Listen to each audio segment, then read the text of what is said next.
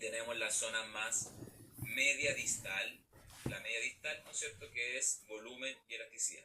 Eso también lo habíamos dicho la semana pasada, volumen y elasticidad. Entonces, esto va a terminar, por ejemplo, las técnicas de inspiración lenta. ¿Cuáles son las técnicas de inspiración lenta que vimos? Por ejemplo, una importante era el EDIC, ¿ya? El EDIC era una de las técnicas de inspiración lenta, ¿ya? Y esta clasificación, ¿no es cierto?, también dentro de las inspiraciones lentas tenemos el ELBOL, que también era importante, también lo dijimos la semana pasada, que está dentro de la clasificación.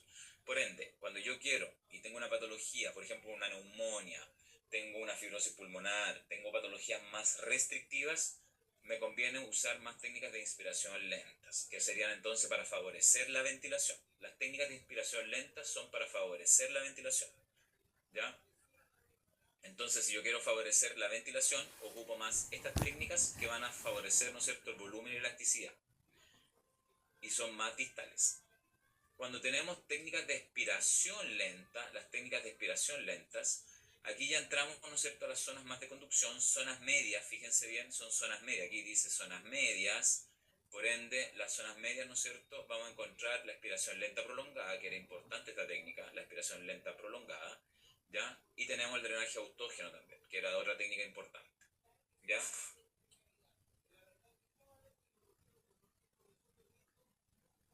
Y dentro de esto también hay algunas técnicas de transición. Por ejemplo, tenemos la tos dirigida. La tos dirigida también es una técnica de zona media y que está asociada también a expiraciones lentas, ¿ya?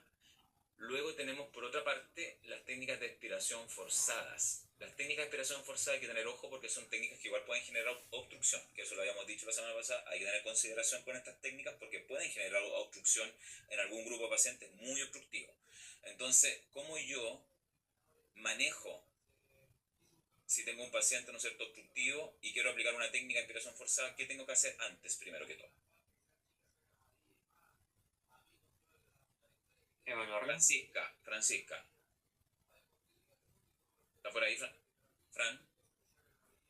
Sí, profe, pero no sé. ¿Qué cosa? No se le escuchó mucho. Yo no sé la respuesta. No sabe. ¿Cómo fue la pregunta, profe? Tengo expiración, las técnicas de expiración forzada sí tengo que aplicar. Tengo un paciente obstructivo. ¿Qué tengo que hacer ahí? ¿Puedo aplicar una técnica de expiración forzada? ¿Sí o no? O sea, sí. Ya, Sí. sí, pero ¿lo aplica al tiro o lo hace después? Al tiro. Listo. ¿Primero con oxigenoterapia o no, profe? O nebulización. Mejor terapia quizás primero, como dijo en la clase. Y eso, aerosol terapia. Ya, eso, ojo con eso, chicos. Benjamín, me hubiera matado al paciente pediátrico si hubiera hecho eso. Ojo ahí, chicos. Tengo una aspiración forzada, no puedo llegar y aplicarla, tengo que evaluar. Primero, siempre evaluar al paciente, eso es lo primero. Evalúe, ausculte, evalúe la mecánica respiratoria. No llegue y aplique técnica kinésica, eso es lo primero. Evalúo, ¿ya? Entonces, si el paciente está con sibilancia, está obstruido totalmente, no puedo llegar y aplicar esto porque la aspiración forzada me lo va a obstruir mucho más. Entonces lo que tengo que hacer primero, me puedo ir a aplicar técnicas de expiración lentas primero para que alivie un poco y favorezca la ventilación. O puedo, como dijeron por ahí, que sí me parece adecuado aplicar aerosol terapia al tiro. Aplico aerosol terapia, ¿no es cierto? Dependiendo del contexto, un IDM con aerocámara o una nebulización. Y luego de eso evalúo si la sibilancia y la obstrucción bajaron. Ahí puedo recién aplicar la expiración forzada. Y en paralelo puedo aplicar técnicas de expiraciones lentas o inspiraciones lentas, ¿ya? Que eso es válido. Pero las expiraciones forzadas muchas veces me obstruyen más los pacientes. Son súper útiles, pero ojo ahí en el contexto. ¿Qué patologías tenemos acá en la expiración? Habíamos dicho el TEF, ¿no es cierto? El huffing y el AFE rápido y también la tos provocada. La tos provocada, ¿no es cierto?, también es de expiración forzada, ¿ya? Entonces ahí tenemos, porque recuerden que estas son más proximales, son técnicas más proximales, ¿ya? Entonces, ojo ahí con eso. Primero, aerosol terapia, luego puedo combinarlas con técnicas menos invasivas como estas que son más de ventilación, que son las de inspiraciones lentas, y evaluar, de repente también puedo aplicar expiración lenta y luego me paso a la expiración forzada. Estas me van a servir, sí, porque estas movilizo la secreción a áreas más proximales. y me permite que la secreción, ¿no es cierto?, el paciente puede eliminarla mucho más fácil después por acá, ¿ya? Entonces por eso me puede servir. Y tenemos finalmente las extratorácicas, que son este grupo de técnicas, ¿no es cierto? Y aquí tenemos las asociadas a la nasofaringe, ¿no es cierto?, a la faringe, técnicas, ¿no es cierto?, que son más altas, ¿ya? Y estas se conocen, ¿no es cierto?, como inspiración forzadas. Y estas de inspiración forzada tenemos, ¿no es cierto?, la glosopulsión retrógrada, que es esta, ¿no es cierto?, o las duchas nasales, ¿no es cierto?, perdón, las duchas nasales, ¿no? Y las de drenaje, ¿no es cierto?, retrógrado también, que se usan estas de acá, drenaje retrógrado, ¿ya? O ducha nasal, que también son más técnicas de limpieza de vía aérea superior. Ojo con eso, son súper técnicas esa técnica kinésica y se utiliza para limpiar la vía aérea más superior. Por eso se llaman de inspiraciones forzadas, porque una usa el flujo, ¿no es cierto?, inspiratorio en estas técnicas, ¿ya? Pero las más claves son de aquí para allá. Estas de acá son las que ustedes tienen que manejar bastante, más por supuesto las de las no catalogadas, que están, ¿no es cierto?, la bloqueo, ¿no es cierto?, compresión, descompresión, y tenemos también el otro grupo de las de ondas de choque, que son las vibropresiones, las percusiones y los clackings, ¿ya? Que esas son aparte, por eso no aparecen acá, porque no están dentro de esta clasificación, pero son técnicas kinésicas igual, ¿ya? Para que no se confundan con esto.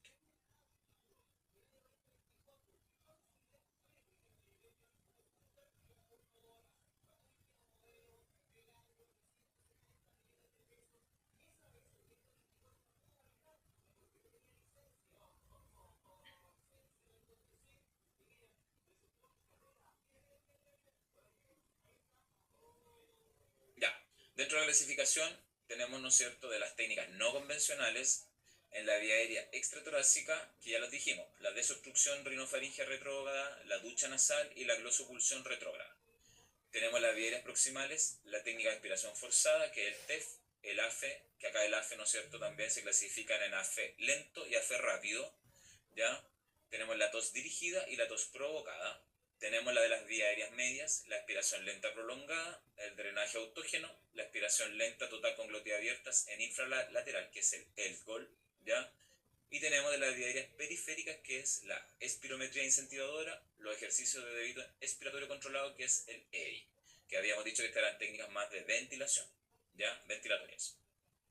Entonces ahí tenemos ese grupo de técnicas también asociadas.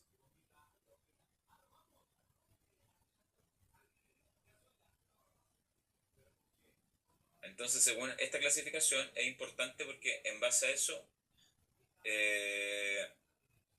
podemos, ¿no es cierto?, clasificar las técnicas no convencionales y favorecer en este caso el flujo de los pacientes dependiendo de la zona en donde tiene el trastorno o la patología. Por ejemplo, muchos de estos pacientes tienen trastornos asociados a vías aéreas más superiores, vías aéreas más proximales, y están asociados principalmente, acuérdense, al flujo y la resistencia. Cuando hablamos de vías aéreas más distales, están asociados a volumen y elasticidad, ¿ya? Por ende, ahí yo quiero favorecer el volumen. Por ende, ahí estamos hablando de vías aéreas más periféricas en ese grupo, ¿ya? Que son y vías aéreas medias. Dentro de vías aéreas medias y periféricas favorecemos la ventilación principalmente en este grupo de pacientes, y también el punto de isopresión, por ende lo vamos a desplazar a vías aéreas más proximales en este grupo de técnicas, ¿ya? Cuando hablo, por ejemplo, del EDIC o del ELGOL, lo estamos desplazando el punto de isopresión de distal a vías aéreas medias. Cuando hablamos de la aspiración lenta prolongada del drenaje autógeno, estamos desplazando el punto de isopresión de vías aéreas medias a vías aéreas más proximales. Y cuando hablamos del TEF, del AFE rápido, de la tos provocada, estamos desplazando, ¿no es cierto?, este punto de isopresión a vías aéreas más superiores o extratorácicas. Y así va como una escalada.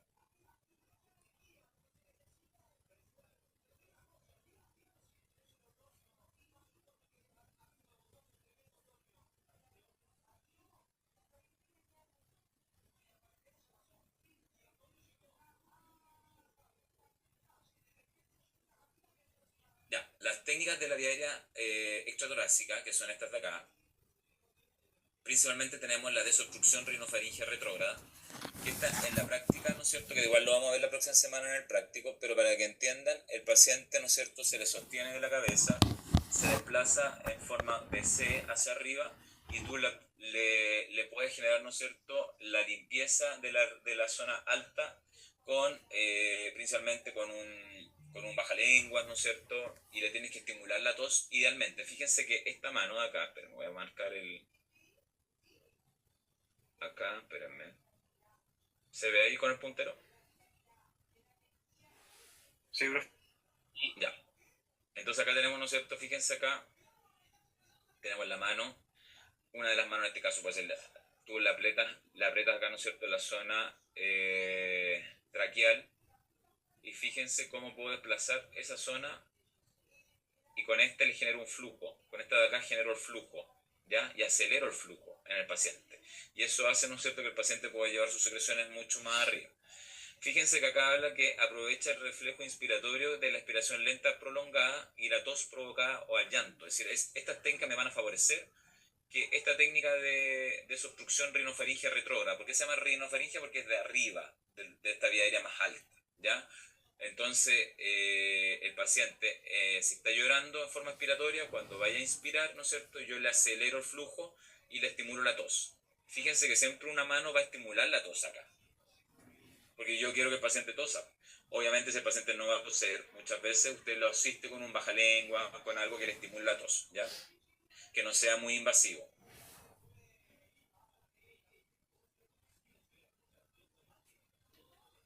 Dentro de esto tenemos, ¿no es cierto?, que al final del tiempo expiratorio la boca del niño se cierra, ¿no es cierto?, con el dorso de la mano que acaba de terminar el apoyo torácico, elevando la mandíbula y forzando al niño, ¿no es cierto?, a la nasoabsorción. Cuando se habla de la nasoabsorción, ¿no es cierto?, es o logro eliminar la secreción del paciente en la vía aérea alta o, ¿no es cierto?, estimulo que el paciente trague la secreción. Muchas veces si la traga no pasa nada. Eso se va a eliminar después en la feca del paciente pediátrico, principalmente. Estamos hablando de un paciente pediátrico, ya que se usa más en ese grupo de pacientes, ¿ya? Contraindicaciones, como dice ahí, cuando hay pacientes con ausencia de la tos refleja y presencia de estridor laringio. Ojo cuando tengo un paciente con laringitis obstructiva, no lo debo usar porque si no voy a obstruir mucho más a ese paciente, ¿ya? Cuando tenemos pacientes con trastorno de la tos refleja, por ejemplo, pacientes neuromusculares. En ese grupo de pacientes, ¿no es cierto?, no debo idealmente usar esto y ahí tengo que usar otra técnica porque no me va a resultar, porque yo quiero que el paciente logre toser y que logre llevar su secreción, ¿no es cierto?, a la vía aérea extratorácica en este caso, ¿ya?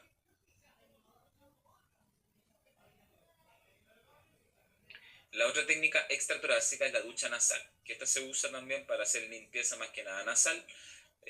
Hay distintas técnicas, esto obviamente es un ejemplo, chicos, no es que se usa así, pero tenemos, ¿no es cierto?, muchas veces en algunos lugares usamos la técnica del suero fisiológico, se usa con suero fisiológico idealmente o agua bidestilada, cualquiera de los dos, suero fisiológico o agua bidestilada. Entonces tú, ¿no es cierto?, por una fosa se aprieta un lado, le echas el agüita del suero fisiológico y luego, ¿no es cierto?, el paciente hace que bote, ¿no es cierto?, por el otro lado. En el paciente adulto es mucho más fácil sincronizarlo, ¿ya? Pero en el paciente pediátrico es más complicado y aquí actualmente hay unos aspiradores nasales. Para los bebés hay un aspirador nasal que en este caso el tutor aspira, ¿no es cierto?, y saca la secreción desde ese punto de vista. Entonces se usa mucho más también eso en pediatría. En adulto también se usa para evitar la sinusitis y cuando hay mucha secreción, la ducha nasal también anda súper bien. Tiene que ser con agua tibia, ¿ya? Agua tibia, en ese caso, estoy hablando de agua bidestilada o suero fisiológico, ¿ya? Más que nada sirve para retirar el exceso de moco y la humectación en la zona, para ese tipo de trastornos, principalmente.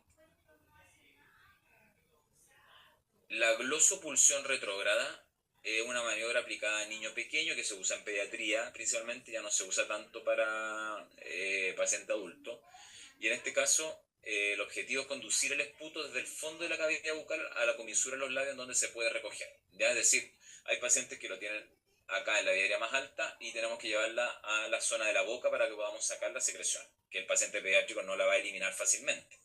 Entonces, después de que la tos se sitúe la secreción en el fondo de la cavidad bucal, el fisioterapeuta rodea la cabeza del bebé, ¿no es cierto?, colocando los 4 últimos dedos sobre el cráneo, y eso permite, ¿no es cierto?, que el paciente pueda aspirar en la fase siguiente de la aspiración y, ¿no es cierto?, empujar hacia la boca, en este caso que habla de la comisura labial, pero es la boca, ¿no es cierto?, la secreción. Y yo con un bajalengua o con estos bajalenguas de madera que son como los palitos de helado más grandes, uno puede sacar la secreción, ¿no es cierto?, y limpiar la vía aérea bucal.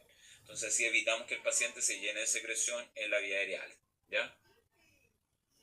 Recuerden que esta dentro de la clasificación forma parte de las técnicas de desobstrucción de las vías respiratorias extratorácicas. Está dentro de esa clasificación, ¿ya?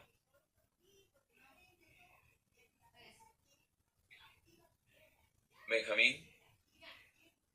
Yo creo que, profe, no sé si tendrá mucho que ver esta pregunta, pero ¿cómo uno se puede dirigir al tutor o uno qué puede hacer si el bebé se pone a llorar y no sé, al bebé le da la locura y no quiere, no se deja hacer la técnica? No, pues el bebé va a llorar, porque estas técnicas, ¿no es cierto?, son pediátricas principalmente y el bebé va a llorar, ¿ya? Entonces lo que usted tiene que hacer, como dice ahí, sincronizar entre la fase expiratoria y el llanto del paciente, que obviamente el paciente cuando tiene una pausa va a inspirar. Entonces ahí usted aplica la técnica para hacer la limpieza y luego en la expiración, que en el llanto, ¿no es cierto?, usted aprovecha, ¿no es cierto?, puede hacer otra técnica, puede aplicar la expiración lenta prolongada, usted mezcla las técnicas, ¿ya? Pero, y lo otro es educar al tutor, pues explicarle, recuerde que la clave es explicarle al tutor. Entonces, si usted no le explica, va a ser muy agresivo y obviamente va a tener problemas con el tutor. La clave, chicos, siempre recuerden que es presentarse, explicar la técnica que le va a hacer en detalle, con un lenguaje obviamente no tan técnico para que pueda, ¿no es cierto?, también entender el tutor. Y luego, ¿no es cierto?, ejecutar la técnica y pedirle ayuda. Siempre es clave pedirle ayuda al tutor, porque el tutor si le ayuda, van a entender mucho mejor y el niño quizá muchas veces se va a ver más calmado frente a esta situación, ¿ya? Cuando tenemos ahora de vía aéreas más proximales las técnicas, fíjese aquí tenemos el TEF, ¿ya? Y el AFE, en este caso rápido, que es de aceleración del flujo expiratorio.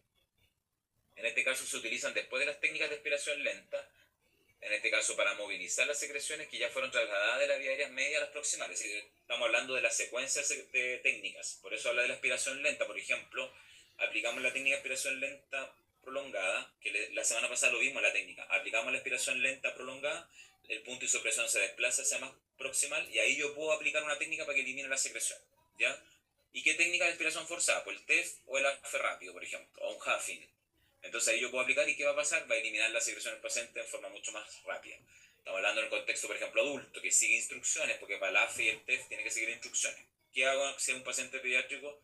No, quizás no voy a poder aplicar un AFE y un Huffing, y aplico, ¿no es cierto?, las técnicas que estamos hablando acá, porque son estas de acá. La glosopulsión, la ducha nasal, ¿no es cierto?, o este drenaje, ¿no es cierto?, retrógrado, o la tos provocada, ¿ya? Pero el paciente adulto me sirve, ¿no es cierto?, aplicar esta técnica porque sigue indicaciones. Entonces acá las secreciones que ya fueron trasladadas a las vías aéreas medias, la traslado a proximal. Eso es lo que quiere decir el TEF y el AFE rápido y el HAF. Su utilización en menores de 2 años debe ser adaptada. Muchas veces no se debe usar, así que ojo con esto es súper importante. La adapto en qué sentido? En evitar la obstrucción del paciente, que muchas veces en menores de 2 años, ¿no es cierto?, puedo generar más obstrucción con estas técnicas. Por eso tengo que tener esa consideración. Dentro de las técnicas de aspiración forzada, como el TEF, la tos provocada y la tos dirigida, ¿no es cierto?, tenemos, ¿no es cierto?, una fase que puede ser activa, donde lo hace el paciente mismo, o una fase pasiva que lo hace el kinesiólogo, ¿ya? Donde yo le asisto, le hago la indicación, lo acompaño al paciente. Muchas veces el contexto cuando lo hace el paciente, por ejemplo, cuando el paciente llega a la saladera, llega normal, él puede hacer la técnica. Pero cuando tenemos un paciente que tenemos que ir al domicilio, que está postrado, un paciente, ¿no es cierto?, que no colabora, y un paciente que está hospitalizado, ahí yo tengo que ocupar la forma pasiva que es el kinesiólogo en ese caso, ¿ya?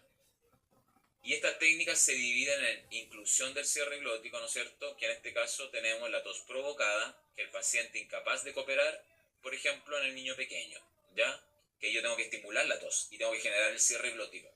O tos dirigidas, ¿no es cierto?, que el paciente colaborador, ¿no es cierto?, o el niño que ya te sigue instrucciones en cierta parte con una edad mucho más adecuada, por ejemplo, 5 años, la etapa preescolar, etc. Y en el adulto, ¿ya? Y tenemos, ¿no es cierto?, sin inclusión del cierre glótico, que esa la habíamos dicho, la diferencia sin inclusión del cierre glótico era el TEF, que dijimos, acuérdense que la semana pasada lo vimos, cuando tú le pides al paciente tome aire, bote, entonces tú le pides que bote el aire, ¿no es cierto?, y la glotis no logra sellarse, por ende ahí podemos expulsar la secreción. ¿ya? Puedes jugar con distintas velocidades, no es tan solo que sea tan forzado. Tú también le puedes pedir tome aire, vaya botando pausadamente y tú le tienes que hacer la técnica igual para que te sigan. Por ejemplo, tome aire grande, puede ser, ¿no es cierto?, en forma de ceseo, de humeo también hacia adentro, etc. ¿Ya? La tos tiene etapas mecánicas, que también eso lo habíamos incluido. Dentro de estas etapas son tres principales. Hay literatura que te habla hasta cuatro de repente, pero aquí está la clasificación un poco de las etapas de la tos. La inspiración profunda, ¿no es cierto?, en el cual tenemos retroceso elástico máximo del pulmón, tenemos mayor flujo expiratorio y tenemos glotis abierta en esta primera fase. ¿Ya? Simón, dígame. Profe, en esa parte de las tos, o sea, en la etapa había una que era la irritativa, ¿no? ¿Esa es la que se agregaba? Sí, la irritativa es una de las fases que en la literatura lo incluye en algunas partes y en otras no. Acá tenemos, ¿no es cierto?, en esta literatura no la incluye, pero la irritativa, ¿no es cierto?, es cuando le pedimos al paciente que tome aire profundo y cuando hace esa fase, ¿no es cierto?, se llama la irritativa, ¿ya? Porque le genera como esta sensación de cierre glótico. La irritativa es cuando tenemos, está relacionada entre la fase compresiva y la expulsiva, está entre estas dos, ¿ya?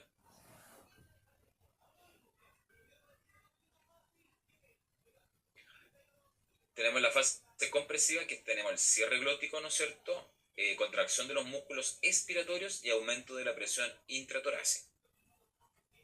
Y la fase expulsiva, cuando ya tú botaste ya el flujo de aire, tenemos la apertura repentina de la glotis y expulsión a gran velocidad. Es decir, aquí, acuérdense que aquí botamos a capacidad residual funcional, total, ¿ya? Eso es lo que estamos utilizando, la capacidad residual funcional. En cambio acá estamos a capacidad pulmonar total, es decir, todo el volumen. Y acá botamos todo lo residual, por eso está la diferencia, ¿ya? La tos dirigida o asistida, tenemos, ¿no es cierto?, tos voluntaria, tenemos ayuda manual, que se ocupa, ¿no es cierto?, la presión manual, es decir, yo puedo asistir al paciente y apretarle la parte torácica y la parte abdominal, ¿ya? Secreciones de vía aérea proximal, aire a gran velocidad y se realiza, ¿no es cierto?, a continuación de cuando tú le pides, ¿no es cierto?, al paciente que expulse, en este caso, el aire, y puede ser a continuación de alguna técnica, ¿no es cierto?, de expiración lenta.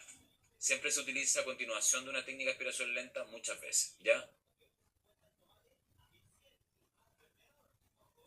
La tos provocada, también tenemos la tos refleja, que en este caso es una estimulación de los receptores mecánicos en la tráquea, es decir, por ejemplo, tú aprietas, tenemos en este caso el cartílago tiroide, y por debajo del cartílago tiroide está el cricoide, y ahí tú puedes estimular, ¿no es cierto?, y tú estimulas con los índices y el dedo medio, y de inmediatamente generas una tos, sobre todo los pacientes pediátricos, ¿ya? Recuerden, está el cartílago tiroides, por debajo está el cricoide, y ahí tú aprietas, ¿no es cierto?, y estimulas, te puede estimular la tos. Háganlo ustedes mismos en su hogar para que puedan tener y sentir, ¿no es cierto?, porque es importante, porque usted lo tiene que aplicar después con un paciente pediátrico, ¿ya? Entonces, eso te genera la expulsión, en este caso cuando hablamos de tos provocada, ¿ya? Acá estimular la cavidad bucal, baja el nivel de la epiglotis, como dice acá, ¿no es cierto? Y podemos estimular el reflejo del vómito o de reflujo gastroesofágico. Por eso hay que tener cuidado también con esto, porque no vamos a provocar que el paciente vomite al final, porque eso me va a traer un problema, ¿ya? Dentro del TEF y el AFE, la técnica de expiración forzada son de 1 a 2 expiraciones forzadas que yo le pido al paciente, ¿no es cierto?, con glotis abierta, lo que les dije. Son de 1 a 2, no puedo hacer varios ciclos, porque si yo genero muchos ciclos, lo que voy a generar es que el paciente se obstruya, y voy a generar una obstrucción en el paciente al final, ¿ya? Ojo con eso, ¿ya? Y como dice, voy desde un volumen pulmonar medio a volúmenes bajos, porque estoy botando este aire. Con varias expiraciones se llama huffing. La diferencia es que el TEF es de 1 a 2 expiraciones forzadas, pero cuando hago varias expiraciones ocupo el huffing, ¿ya? ¿Qué quiere decir varias expiraciones? Tú le pides al paciente que tome aire y después tú comprimes y lo asistes al paciente para que pueda botar su aire. O el mismo paciente se pueda asistir. Vamos a ver un video más adelante del huffing para que puedan ver la diferencia, ¿ya? Dígame, Alejandro.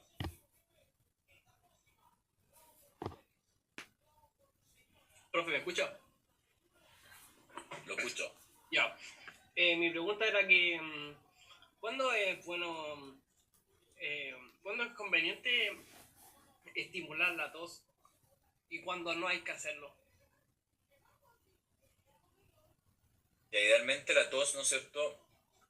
No hacerlo principalmente en pacientes que tengan, ¿no es cierto?, trastornos, por supuesto, de la vía aérea alta o tengan traqueotomía. Ahí, claramente en ese grupo de pacientes no voy a estimular la tos, no le voy a generar, ¿no es cierto?, una tos provocada.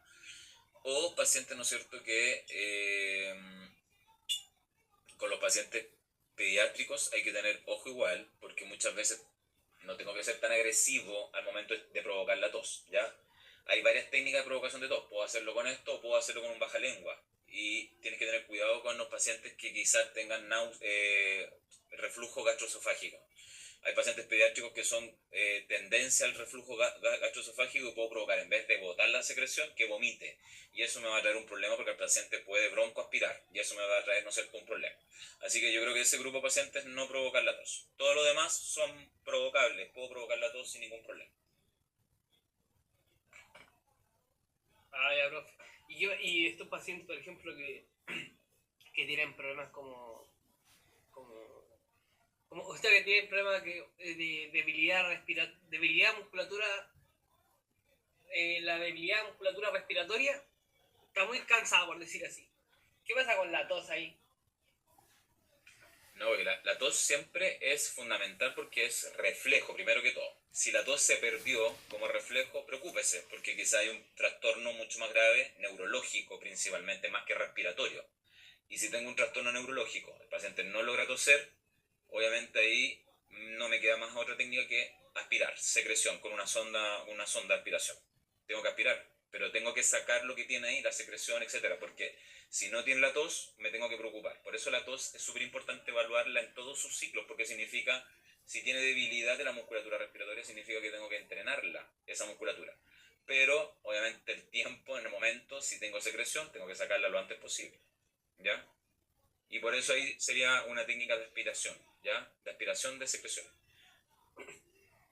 Pero por eso la tos es refleja y es un indicador de gravedad y severidad. Si el paciente no tiene tos, preocúpese porque es grave, porque probablemente tiene un trastorno neurológico asociado, ¿ya? Que hay que verlo. Ya, tenemos, ¿no es cierto?, la aceleración del flujo expiratorio. En este caso, tenemos en la aceleración del flujo expiratorio, el AFE, tenemos el AFE rápido y el AFE lento. Acá tenemos, ¿no es cierto?, que una aspiración activa o pasiva con un volumen pulmonar elevado, donde la duración, la velocidad y la fuerza se pueden modificar para lograr, ¿no es cierto?, en este caso, un flujo óptimo para la limpieza de secreción. Entonces acá tenemos, en este caso, el AFE lento, que va a generar, ¿no es cierto?, que a mayor flujo de expiración espontánea vamos a tener mayor limpieza periférica, ¿ya? Es decir, el AFE lento quiere decir que a mayor flujo de esta expiración espontánea que está generando el paciente voy a tener mayor limpieza periférica en este caso. Por eso el AFE rápido, en cierta parte, se utiliza mucho más en vías aéreas más superiores, ¿ya? En vías aéreas más superiores. Por eso el AFE rápido es de vía aérea más alta. En cambio, el AFE lento, cuando yo quiero llevar secreciones mucho más periféricas.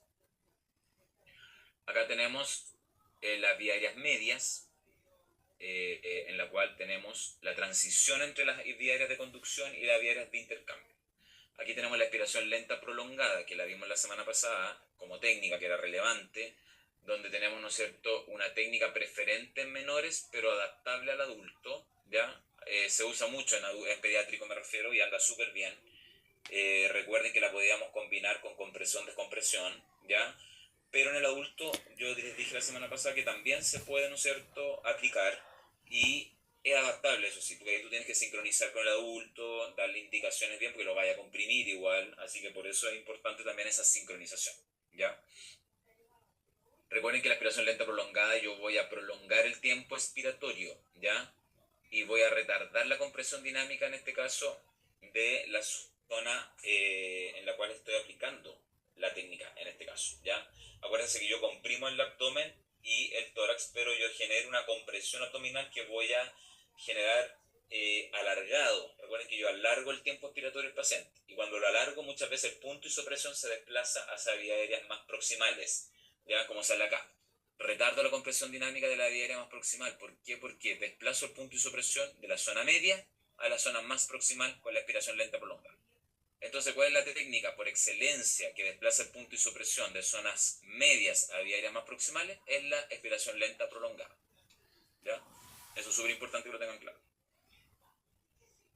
Actúa en la periferia broncopulmonar, principalmente. Es decir, ¿por qué? Porque acuérdense que estaba acá, en esta zona de transición. Fíjense aquí la transición, ¿ya? Entre la zona media y la zona distal.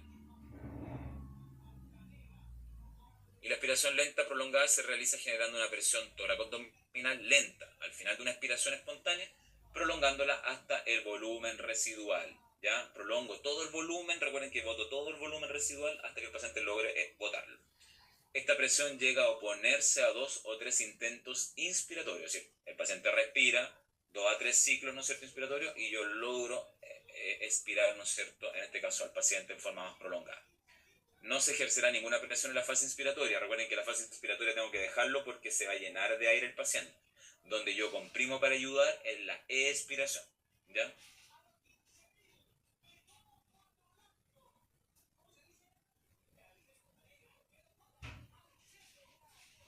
La expiración lenta prolongada genera desinsuflación pulmonar y esto genera cambios en los volúmenes. Principalmente hay una estimulación autonómica. ¿Por qué? Porque estamos generando estimulación del movimiento ciliar. Del movimiento ciliar, es decir, los cilios se mueven, estimulamos y genera movilización de las secreciones hacia la vía aérea más proximal, de la vía aérea media a la vía aérea más proximal, ¿ya? Tenemos, ¿no es cierto?, acción también de la secreción de surfactante, que es el neumocito tipo 2, y acción del macrófago alveolar, que son, ¿no es cierto?, el neumocito tipo 1, ¿ya? Cuando tenemos contraindicaciones de estas técnicas, principalmente, esto es importante, siempre las contraindicaciones en las técnicas, cuando tenemos un esófago operado, un paciente que se operó de una esofagitis, de un cáncer de esófago, etc. Malformaciones cardíacas, ¿ya? Aquel que se operó recién de alguna malformación cardíaca, cirugías torácicas grandes, no usarlo. Un tumor abdominal, ¿ya? Broncoespasmo no constituye contraindicación si es precedido, ¿no es cierto?, del aerosol terapia, lo que les dije. Yo puedo aplicar aerosol terapia y no voy a tener problema porque voy a generar menor obstrucción en ese paciente. Entonces siempre es importante broncodilatar con aerosol terapia. Y la aspiración lenta prolongada, ojo acá con los pacientes pediátricos que tienen reflujo gastroesofágico, puede acentuar el reflujo y puedo generar vómito en el paciente. Y lo que yo no quiero con las técnicas kinésicas es generar vómito, ojo con eso, ¿ya?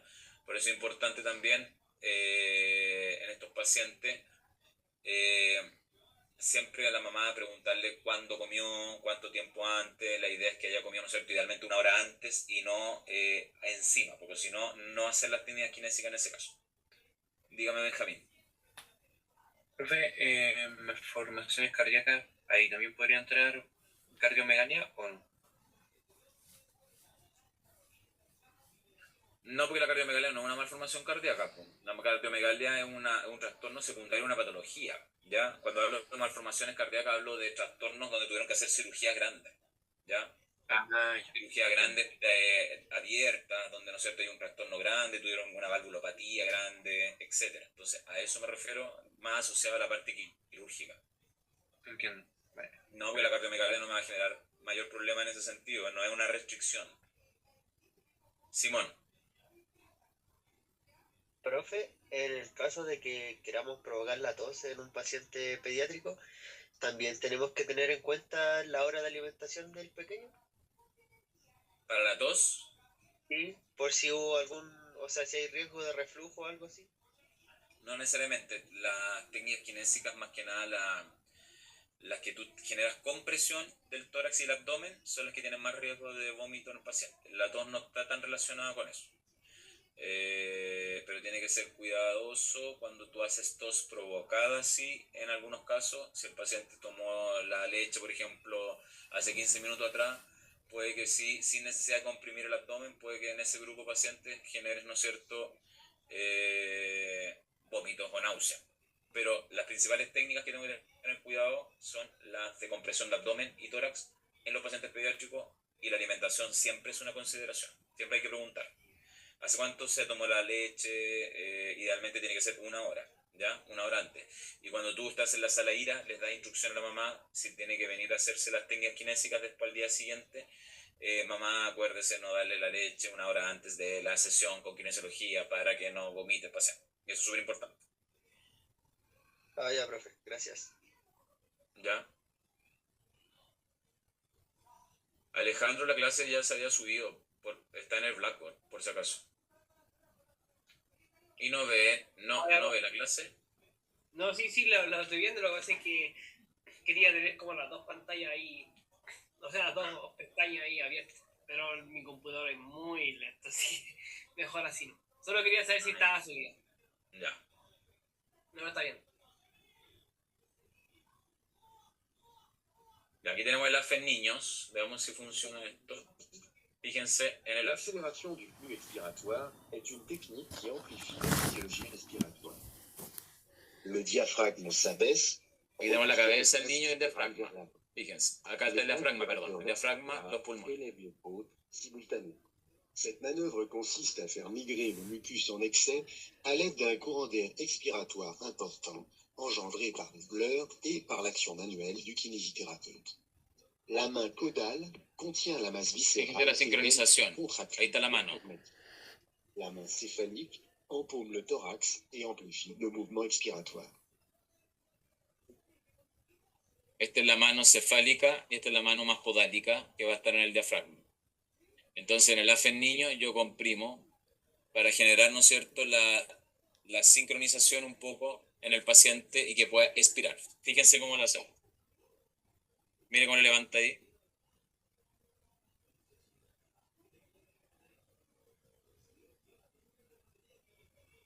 Fíjense ahí cuando llora, en la fase expiratoria.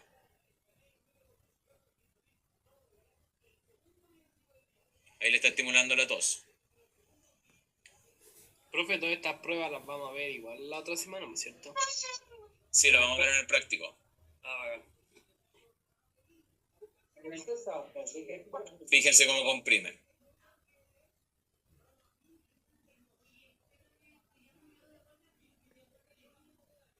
Ahí le está estimulando la tos. Fíjense en la mano. Le estimula la tos a la vez que le comprime. Ahí lo hace de nuevo. Ahí está la secreción.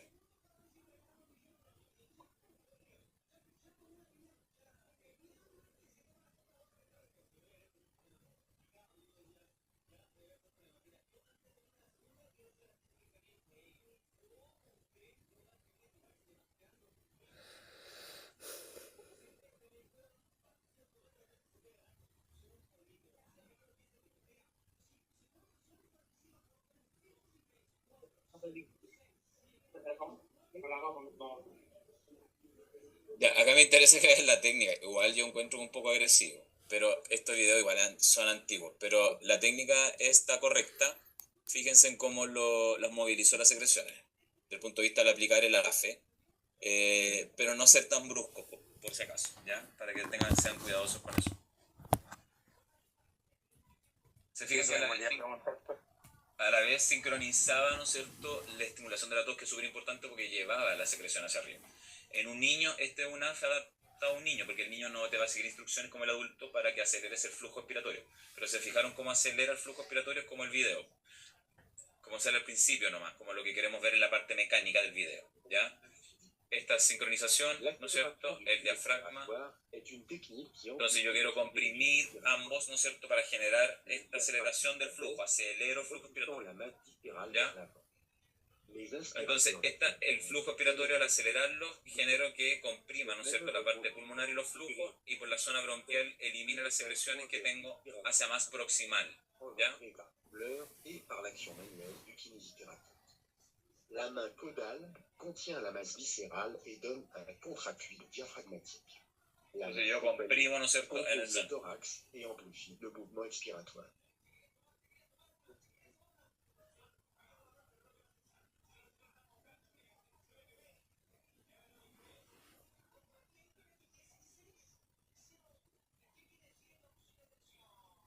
Pero eso ahí le comprime, ¿ya? Ojo, el niño va a llorar igual, siempre va a llorar, por eso es importante que estén los papás y todo. Pero siento yo que no tiene que ser tan agresivo para poder lograr el objetivo, ¿ya? Pero ahí comprime, ve que comprime desde la parte cefálica y podálica, ¿ya? Él estimula la tos.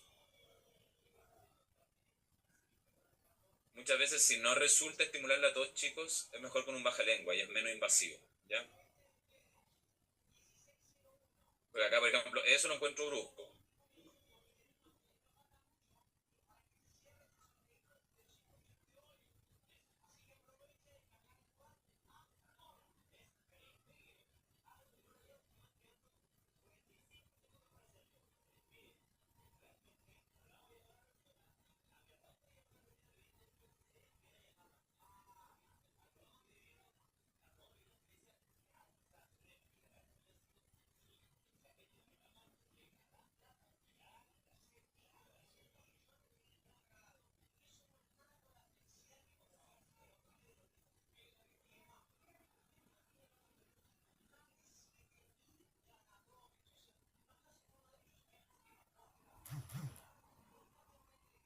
Eso.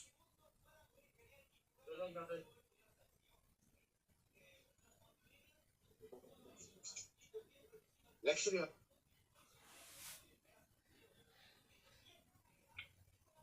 Ya, acá te sigue más instrucciones. Fíjense acá, está con oxigenoterapia, un paciente que va a seguir más instrucciones. Siendo pediátrico igual, pero acá estamos haciendo el huffing ahora. Toma aire profundo, bota. Fíjense. Ahí se provoca una tos, ¿no es cierto?, más asistida en ese sentido, que no es provocada, es más dirigida. Y asociado al huffing, donde hace un ciclo de inspiración profunda, ¿no es cierto?, y bota. Fíjense que es progresiva la expiración, no es como abrupta, no es como... Acá en adulto. Puffing exercises. Equipment: tissues, sputum receptacle, waste receptacle. Procedure: check care plan, path needs, perform hand hygiene and gather necessary equipment. Introduce self, explain procedure and gain consent. Good morning, Mr. Green. Good morning. I've just come in this morning to teach you how to do deep breathing and coughing exercises. Is that okay? Yes, sir. I'll just need to sit you up a little bit. Ensure manual handling principles are adhered to. Siempre hay que sentar bien al paciente. Ojo con eso. Siempre tiene que estar muy sentado. Ensure client is in an upright position to allow for maximum chest expansion. Ask client to inhale slowly and Fíjense deeply las manos, les with dando la eyes, instrucción. count slowly to 2 to assist them. So if you just watch me as I demonstrate. We'll breathe in. Ask client to expire slowly and forcefully, making a huffing sound. At the end, you want to do a bit of a huff, so force them to huff at the end. Yeah? This is gently in.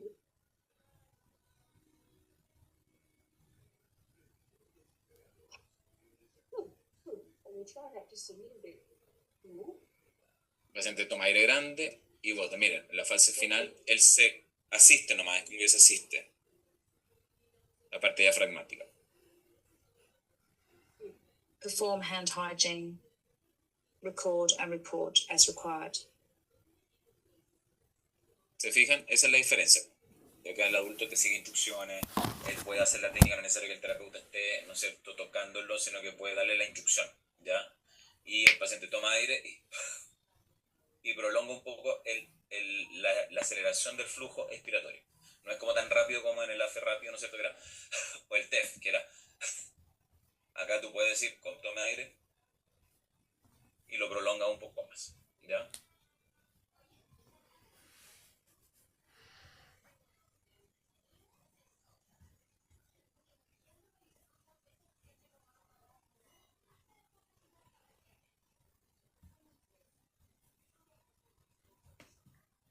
Ya, Elgol. En el Elgol tenemos, ¿no es cierto?, la expiración lenta total con glotia abiertas en decúbito lateral. Esta siempre va a ser en decúbito lateral, por eso se llama con glotia abierta en decúbito lateral, ¿ya? Está dentro de la clasificación de expiración lenta, es una técnica de expiración lenta, ¿ya? Entonces se considera expiración lenta. Es una técnica preferentemente usada en adultos más que en pediatría porque necesitas coordinación igual, por eso en pediatría no se usa tanto esta técnica, ¿ya? Esta técnica prolonga el tiempo expiratorio en infralateral. Tú lo posicionas en lateral, ¿no es cierto? Y la técnica, la idea es que prolongues, ¿no es cierto?, lo que más se pueda en la posición infralateral. Retarda la compresión dinámica, en este caso, de las vías aéreas más proximales. Entonces, ¿qué quiero hacer acá? El paciente, ¿no es cierto?, quiero que en el ELGOR, de las vías aéreas más periféricas, de las periféricas. ¿Qué quiero hacer? Que el paciente, ¿no es cierto?, al estar en lateral, le genero una compresión, ¿no es cierto?, con la fuerza de gravedad que está haciendo el efecto, más, ¿no es cierto?, la compresión que yo le voy a asistir, y le voy a pedir al paciente que en este caso desplace. Lo que estoy haciendo internamente con esta técnica es que desplace su punto y su presión de vías aéreas más periféricas a vías aéreas medias, ¿ya? Entonces estoy haciendo esa relación. Solamente el ELGOR me la va a llevar a vías aéreas más medias, al igual que el EDIS también, que son de vías aéreas más periféricas a vías aéreas más medias. Entonces, en una aspiración lenta, comenzada en la capacidad residual funcional y continuada hasta el volumen residual, porque yo tengo que botar todo el aire que contenga el paciente, yo lo tengo que eliminar. Entonces, como, acuérdense que es con la glotis abierta, entonces la glotis también usted le pone un tubito, ¿ya? Idealmente. Y ese tubito mantiene la glotis abierta y permite, ¿no es cierto?, que la aceleración del flujo bote todo el aire en ese sentido, ¿ya? Y el punto de isopresión se va a desplazar, ¿no es cierto?, a zonas más medias. Colocar la región a tratar en el lado de apoyo, o sea, infralateral, ¿ya? Y favorece la desinsuflación del pulmón dependiente. Cuando hablamos del pulmón dependiente, hablamos, ¿no es cierto?, de aquel pulmón que estoy apoyando hacia abajo. Recuerden que tenemos dos tipos de posiciones en infralateral. Un pulmón dependiente, que es el que está apoyado, y el pulmón independiente, el que está arriba. Siempre el independiente es el de arriba, ¿ya? Entonces, ¿qué estoy haciendo aquí? Estoy favoreciendo la desinsuflación del pulmón dependiente, el que está abajo, movilizándolo contra la fuerza gravitatoria, ¿no es cierto?, de las secreciones que tiene en las vías respiratorias medias y más periféricas, porque para eso me sirve. Yo no puedo usar un ELGOR cuando tengo secreción en vías aéreas más altas, no me sirve, ocupo otra técnica, ocupo el TEF, ocupo mejor las aspiraciones forzadas, ¿ya? Me sirve mucho más, la tos provocada, etc., ¿ya? Pero cuando yo tengo secreciones mucho más distales, por ejemplo, pacientes con enfisema, pacientes con bronquiectasia, algunos pacientes con neumonía que tienen una infección mucho más distal y están con secreciones, yo voy a preferir el ELGOR de preferencia en esa técnica. No me sirve el TEF, no me sirve el AFE, no me sirve, ¿no es cierto?, la tos provocada, etc. No me sirve la aspiración forzada, me sirve este grupo de técnicas, ¿ya? Entonces, eso para que lo tengan también en consideración. Benjamín, dígame. Profe, disculpe la pregunta, pero ¿a qué se refiere como poner un tubo en la glotis? O sea, como que hay que metérselo por la boca o con... No, pues el tubo, acuérdense que lo vimos la semana pasada, es un tubito que tú pones en la boca del paciente. Ah, ya. Tener la glotis abierta, solamente eso. Ya, o sea, cuando uno Porque de qué tiene otra forma abrimos la glotis. O sea, cuando uno tiene la boca abierta se abre la glotis también. Sí, pero la idea es que cuando esté con la técnica, ¿no es cierto?, mantengamos este flujo aceleratorio desde esa forma, ¿ya? Ya, vale, gracias.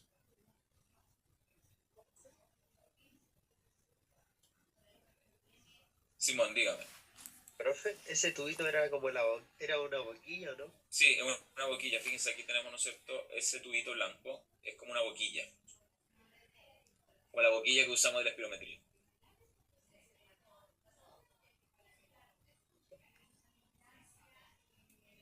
Ya, entonces eso siempre es importante, si van a ocupar el ELGOR, tener esa consideración, no se les vaya a olvidar la técnica, porque en la prueba muchas veces se le olvida en la práctica y está malo, porque es parte de la técnica, ¿ya? Mantener la glotis abierta. Entonces el kinesiólogo se ubica atrás, ¿no es cierto?, en este caso, ejerce una presión abdominal porque estamos generando flujo aceleratorio, acuérdense, igual vamos a generar un flujo aceleratorio en infralateral. Recuerden que el pulmón el dependiente va acá abajo y el independiente va arriba, ¿ya? Cuando hablamos del dependiente hablamos del pulmón patológico, a eso me refiero con el pulmón patológico. En este caso, si tengo un paciente con una neumonía, tiene que ser, por ejemplo, una neumonía izquierda, el pulmón con la neumonía izquierda tiene que ir abajo, porque tengo que acelerar y lo que decía acá, ¿no es cierto?, favorecer la desinsuflación del pulmón dependiente, ¿ya? Y eso me va a generar la movilización de las secreciones. Entonces, el pulmón patológico va acá abajo, ¿ya? Y al estar el pulmón patológico abajo, voy a favorecer con esta otra mano y con la mano del abdominal, ¿no es cierto?, la aceleración del flujo, y el paciente puede llevar la secreción a vías aéreas más medias. ¿Cómo lo elimino después? Tengo que aplicar otra técnica, ¿no es cierto?, que me lleve la secreción a vías aéreas más proximales, ¿ya? Porque esta no me va a servir para llevar las secreciones a proximal, porque esta solamente me la lleva de periférica a proximal, ¿ya? El paciente también le puede realizar de forma autónoma. Muchas veces pacientes que colaboran adultos lo hacen de forma autónoma. O es con un colaborador o en forma independiente. Pero tiene que darle bien la instrucción. Si es independiente, dele bien la instrucción. El paciente con su mano se puede acelerar, ¿ya? El flujo. Lo hace con su propia mano. Contraindicaciones del Elgol, ¿no es cierto? Una contraindicación relativa, no en todos, pacientes obesos, ¿ya? Pacientes poco cooperadores, en ese grupo de pacientes poco cooperadores, cuando tenemos afección pulmonar unilateral, ventilatoria o perfusional, ¿ya? ¿A qué me refiero con esto, no es cierto? Cuando hay pacientes que tienen un tumor, pacientes, ¿no es cierto?, con cirugías torácicas, cuando hay pacientes que tienen trastorno de perfusión, por ejemplo, los TEP, un tromboembolismo pulmonar, un edema pulmonar agudo, no me sirve el Elgol en ese grupo de pacientes, ¿ya? Mejor ocupo otra técnica. Pacientes con pleuritis, ya que les duele mucho, que tienen dolor y no puedo comprimir el pulmón malo hacia un lado, entonces mejor no ocupo esta técnica, ¿ya? No, el neumotórax tampoco se usa. Tampoco lo usamos en neumotórax. Porque no tiene sentido, pues el neumotórax es un trastorno ventilatorio, y acá yo quiero movilizar las secreciones. El neumotórax no es por secreción.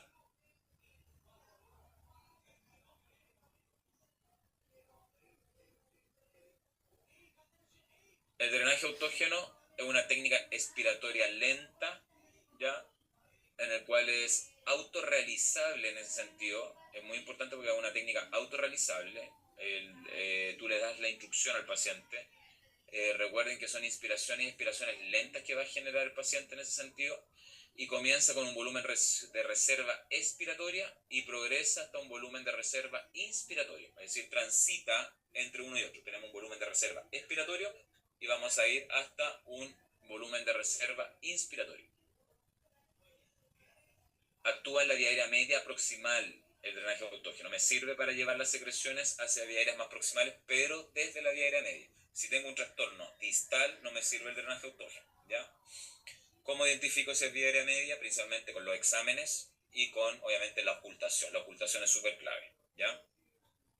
Patologías crónicas me sirve, sí, por ejemplo, como el EPO, pacientes con enfisema, pacientes con bronquiectasia, etc. Idealmente aplicarlo sobre niños de 5 años porque necesito, como dice, autorrealizable, necesito instrucciones claras. El paciente tiene que realizar la técnica, ¿ya? Entonces por eso es importante eso. ¿Por qué es importante esta gráfica? Porque estamos hablando de volumen de reserva expiratoria, volumen de reserva inspiratoria, para que entendamos un poco lo que estamos hablando cuando hablamos de capacidad pulmonar total, etc. Recuerden que eso no se les puede olvidar. Acá tenemos, ¿no es cierto?, el volumen de reserva inspiratoria y el volumen de reserva expiratorio. Y tenemos, nosotros nos movemos en esto, volumen corriente, este es volumen tidal o volumen corriente. Nosotros nos movemos en este ciclo. Entonces, cuando tenemos un volumen residual, fíjense, este volumen residual, que es lo último, cuando yo uso una expiración final completa, estoy usando este nivel, que es el volumen residual, ¿ya? Entonces, el drenaje autógeno, ¿no es cierto?, está en 3 modos ventilatorios en cierta parte, como les dije. Estamos, ¿no es cierto?, entre el volumen corriente, pero se mueve entre el volumen de reserva expiratorio, el volumen corriente y el volumen de reserva inspiratorio, ¿ya? Volumen corriente es lo normal. Vamos a un volumen de reserva expiratorio, que significa que yo boto todo el aire, y cuando voy a un volumen de reserva inspiratoria es como la tos o tomo aire profundo. Tomo todo el aire posible, ¿ya? Entonces ahí tenemos, ¿no es cierto?, en esta fase, cuando estamos en la fase de reserva expiratoria, estamos desprendiendo las secreciones. Cuando nos acercamos a la fase de volumen corriente, estamos recolectando y evacuando. Por eso es importante la tos finalmente en este ciclo, ¿ya? Entonces por eso el drenaje autógeno pasa de volumen residual, volumen de reserva expiratorio, capacidad residual funcional y la tos finalmente, que boto todo el aire que tengo, ¿ya?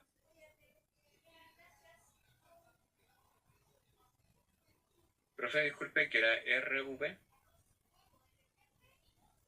Este es volumen residual.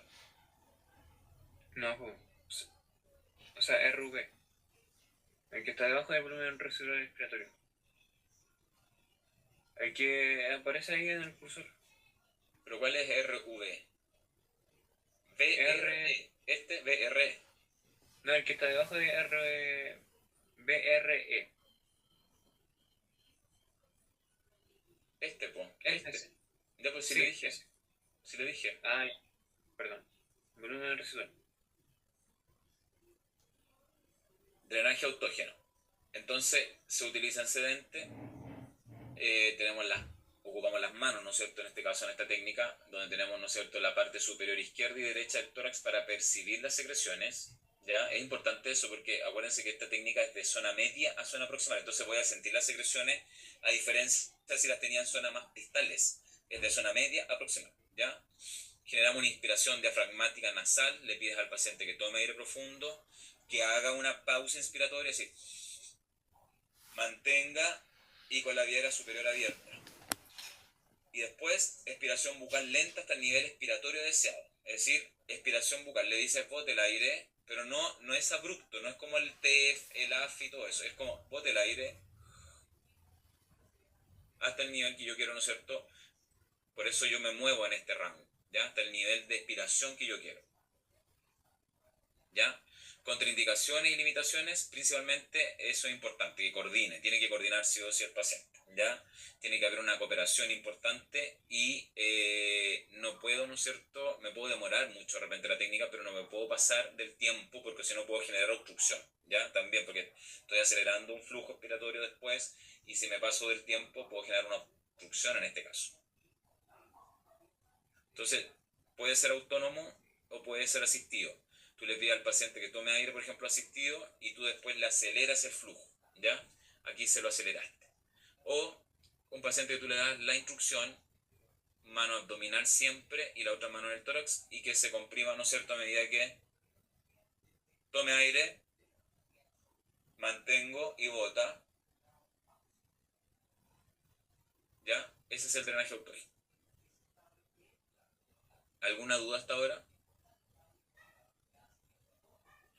No, profe, por lo menos yo. De las técnicas de las vías aéreas periféricas, porque esa que estábamos viendo era las vías aéreas medias, de las vías aéreas más periféricas, tenemos las técnicas de inspiración lenta, también llamada inspiración máxima sostenida, en el cual se basa, ¿no es cierto?, el traccionamiento y la elongación del parénquima pulmonar, que estamos hablando de la zona ya parenquimatosa, del alveolo, ¿ya? Evitando efectos de la telectasia o la neumonias. Acá ya tenemos patologías restrictivas directamente, como la telectasia, las neumonias, algunas fibrosis pulmonares, etc. ¿Ya? Consiste en inspiración lenta prolongada, en inspiración, a diferencia del otro que era expiración, esta es inspiración lenta prolongada y de una apnea teleinspiratoria con o sin posición específica del paciente, ¿ya? Es decir, una apnea que tú tienes que darle el tiempo. Mantenga el aire, le pides el tiempo y luego que elimine la secreción, el aire. Lo vimos la semana pasada en el práctico, acuérdense que lo corregimos muchas veces la técnica, puedes ponerte adelante o atrás del paciente, da lo mismo, lo hicimos con el grupo de David, creo que fue.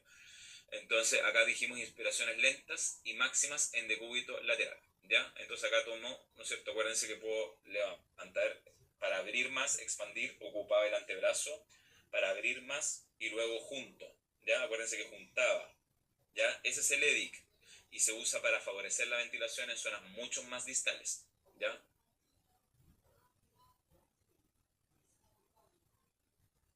Entonces el EDIC en decúbito lateral aprovecha los efectos de la expansión regional pasiva de los espacios aéreos periféricos. Acá les dije, ¿no es cierto? Entonces cuando yo tengo una telectasia o tengo, ¿no es cierto?, un paciente con una neumonía más restrictivo, ¿no es cierto?, me favorezco mejor, en este caso, tener el pulmón, por eso elegir la posición y la duración de la apnea es importante. Entonces, para tratar una afección posterobasal, el paciente se colocará, ¿no es cierto?, en decúbito lateral inclinado hacia ventral.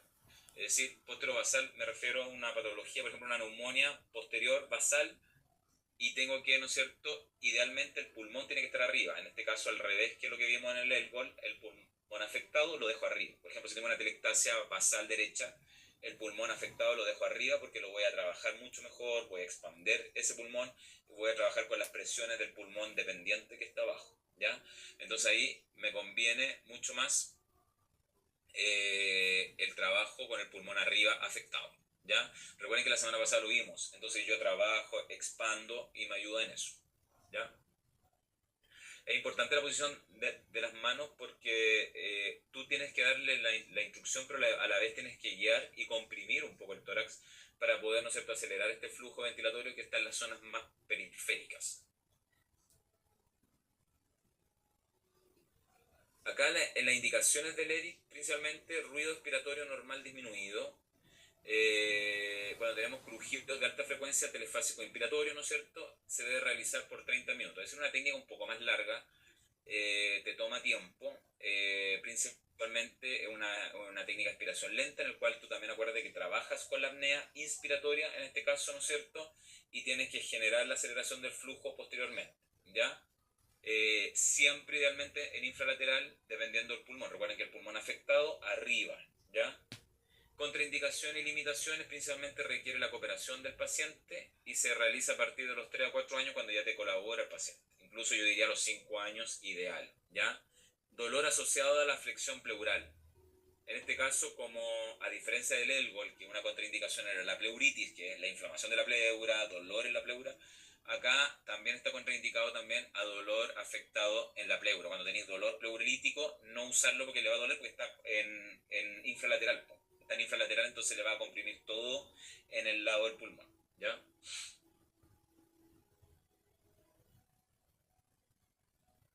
Eso, ¿alguna duda que tengan hasta ahora?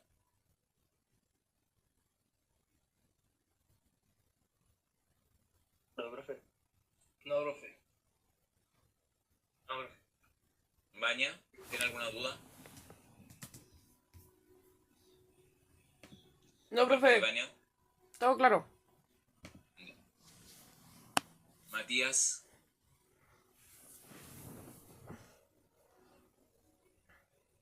Matías, ¿alguna duda?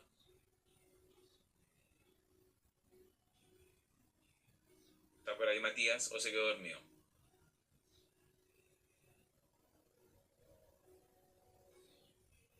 ¿Cómo fue la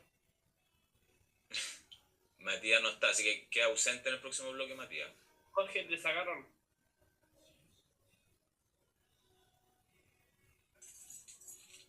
¿Me sacaron? Sí, Jorge, te sacaron. Él lo sacó. No, mentira, me está molestando el Alejandro. Ah, ya. Ya los que no nombren yo los voy a poner ausentes en el próximo bloque, ¿eh? Si ya les dije ya. Ya chicos, hagamos un break. 15 minutos, no más que eso. 15 minutos. Tenemos 15 minutos para que volvamos. Les voy a tomar el tiempo. Profe,